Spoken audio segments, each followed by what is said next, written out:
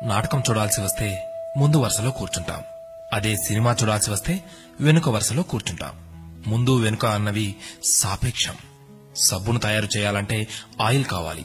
అదే చేతికి అంటిన ఆయిల్ ని పోగొట్టుకోవాలంటే సబ్బు కావాలి. చిత్రంగా ఉంది కదూ, జీవితం కూడా ఇంతే. సమస్య వచ్చి పడింది, జీవితం అయిపోయింది అనుకోకూడదు. దానిని ఓ మలుపుగా భావించాలి. ఈ ప్రపంచంలో ఇద్దరు ఆనందిస్తారు. ఒకరు పిచ్చివాళ్లు, మరొకరు చిన్నపిల్లలు. గమ్యాన్ని చేరుకోవాలంటే పిచ్చితనం కావాలి. చేరుకున్న గమ్యాన్ని ఆనందించాలంటే చిన్నపిల్లలైపోవాలి. తాళంతో పాటే తాళం చెవి కూడా తయారు చేయబడుతుంది. ఒకటి లేకుంటే రెండోది తయారు కాబడదు.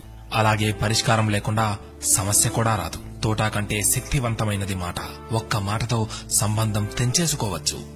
ఒకే మాటతో లేని బంధాన్ని పెంచేసుకోవచ్చు కూడా. మనిషి సమాజంలో సూదిలా బ్రతకాలి కాని కత్తెరలా కాదు. సూది పని ఎప్పుడు జోడించడం మాత్రమే, కత్తెర పని ఎప్పుడు విడదీయడమే. అందరినీ కలుపుకుంటూ బ్రతకాలే గాని కత్తెరలా విడదీస్తూ కాదు. నిజాన్ని మార్చే శక్తి ఈ ప్రపంచంలో ఎవ్వరికీ లేదు. కాని ప్రపంచాన్ని మార్చే శక్తి ఒక్క నిజానికి ఉంది. నీవు సంతోషంగా ఉన్నావంటే నీకు సమస్యల్లేవని కాదు, వాటిని ఎదుర్కోగల శక్తి, ధైర్యం నీకున్నాయని అర్థం.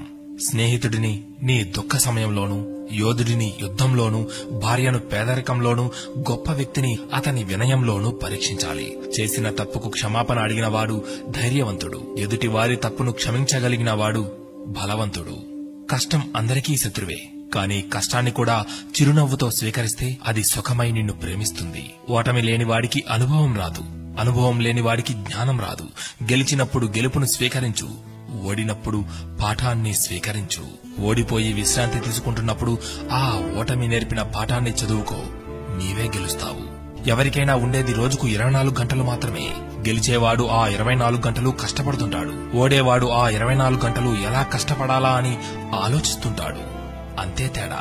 గెలవాలన్న తపన, గెలవగలను అన్న నమ్మకం, నిరంతర సాధన, ఈ మూడే నిన్ను గెలుపుకు దగ్గర చేసే సాధనాలు. నేను గెలవటంలో ఓడిపోవచ్చు, కానీ ప్రయత్నించడంలో గెలుస్తున్నాను. ప్రయత్నిస్తూ గెలుస్తాను, గెలిచి తీరుతాను. స్వయం కృషితో పైకొచ్చిన వారికి ఆత్మవిశ్వాసం ఉంటుంది గాని అహంకారం ఉండదు. ఏమంటారు?